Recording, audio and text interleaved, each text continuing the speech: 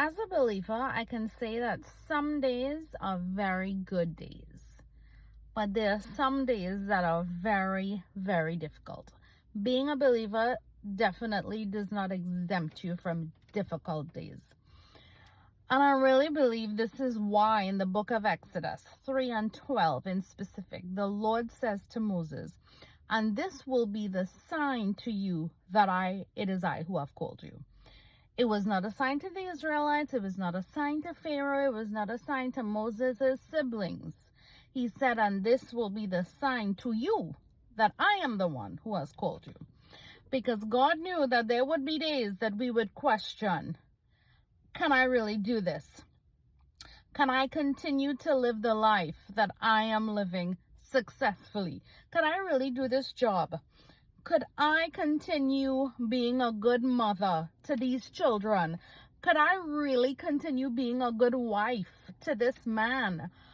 Could I continue with this study? Like, whatever it is, God knew that there would be days that we would question our calling. Can I continue in ministry after rejection, after betrayal, after all of it? Can I continue? Lord, was it you that called me, or was it my emotions? Did I just go off of the things that I think that I am good with, and I came up with these life choices, or was it you calling me? God knew that there would be these days.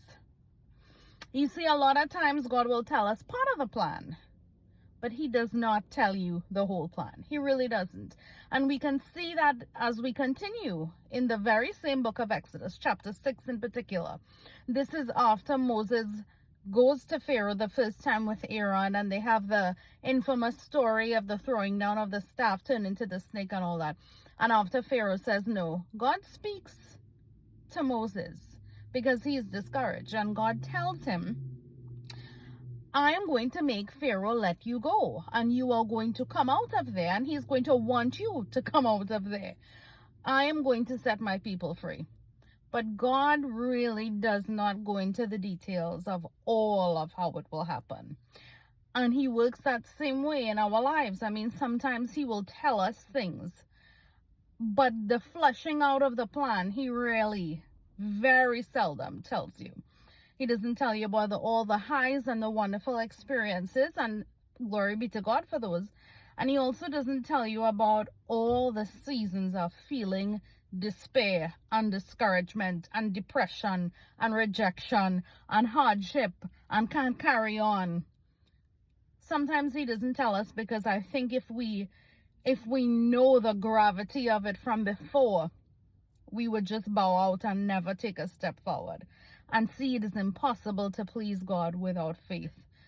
So if you're in a season where you don't know what's coming next, if you're in a season where you feel like, Lord, I can't carry on, just remember the story of the Exodus. He is still that same God.